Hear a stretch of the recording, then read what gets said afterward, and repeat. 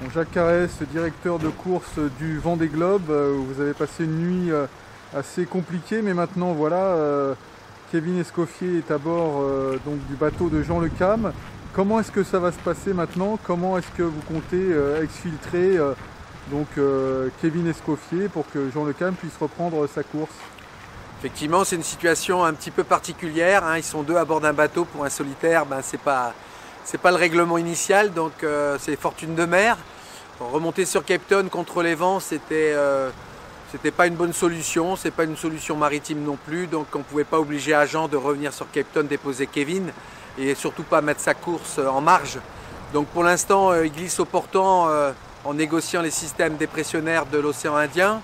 Et on a pris contact dès ce matin avec un bâtiment de la Marine nationale qu'on appelle le Nivose, qui est un bâtiment qui est là pour l'assistance dans les mers australes pour les pêcheurs. Donc ce bâtiment-là est du côté des Kerguelen, donc on va essayer de monter avec eux une possibilité de transfert, en tout cas c'est ce que j'espère, pour que Jean puisse reprendre sa course normalement en solitaire et surtout que Kevin puisse reprendre pied à terre via la Réunion, peut-être par un autre bâtiment, peut-être le Marion Dufresne. L'expertise est en cours pour trouver la meilleure solution.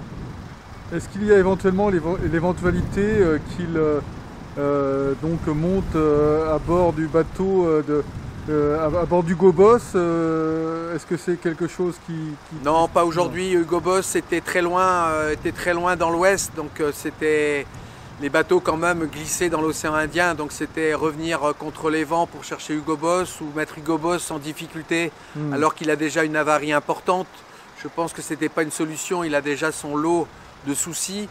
Donc c'était sûrement pas à mon sens la meilleure idée. Je crois que laisser glisser les bateaux avec du vent portant et trouver la première opportunité dans ce désert d'océan, c'est plutôt les Kerguelen qui peut être peut-être le point de rencontre possible. Donc on est plutôt sur cette version-là et j'espère qu'elle va aboutir.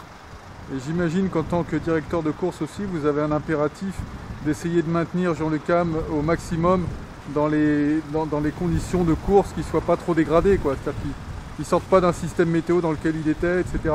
Bien sûr, c'était compliqué de faire revenir Jean et d'arrêter sa course d'une part. Donc il fallait le garder dans sa course. Donc glisser sous le vent, c'était l'idéal. Maintenant, c'est lui comme les trois autres concurrents. Il va falloir rétablir le bonus qu'ils peuvent avoir par ce manque par avoir quitté la course momentanément pour avoir donné de l'aide à la récupération de Kevin.